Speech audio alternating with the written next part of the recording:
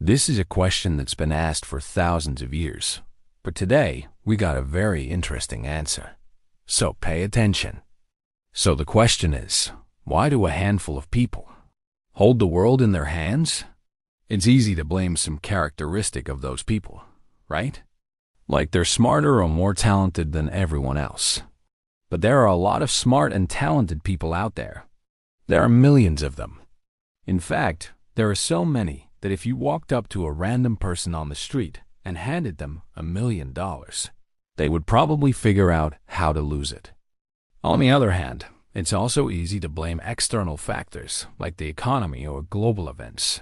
But these things just give certain people an advantage in creating wealth, but they don't guarantee it. There must be something else, something that gives the 1% the ability to control everything that the 99% want. There are two main things that people have always desired, and that is power and money. So let's start with that. Of course, when you have money, you have the ability to do more things, but more importantly, you have the ability to acquire more power. So we can say that wealth concentration equals power concentration. Now let's look at the second thing people desire, which is power. Well, power over what exactly? People don't have power over much anymore. Not really. Most of our lives are dictated by things outside of our control. For example, where we live, where we work, who we socialize with, even our access to resources like food and water. Our power to choose has been taken away from us and given to others. In this modern age, the new gold is information.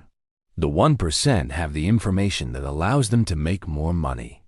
The banks, for example, have the information that allows them to know who will get a loan and who won't. This means that the 1% can leverage this information to ensure that they always have the majority of the money. What is important to understand here is that the networks that control the flow of money are known only to the people in those networks. It's a closed circle. Money flows in a closed circle. The reason that people in the 99% don't understand this is because they don't have the information.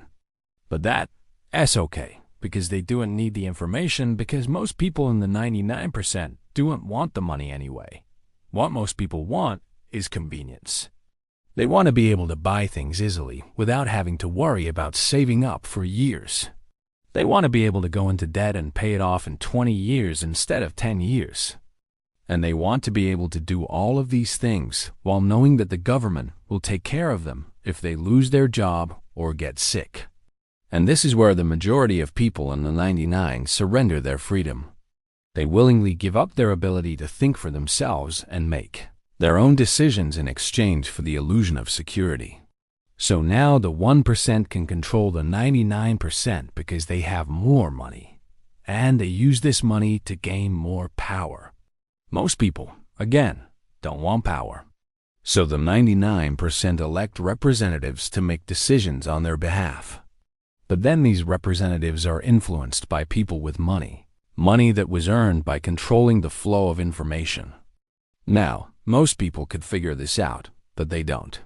And the reason they don't is because most people are afraid to admit that they don't know everything.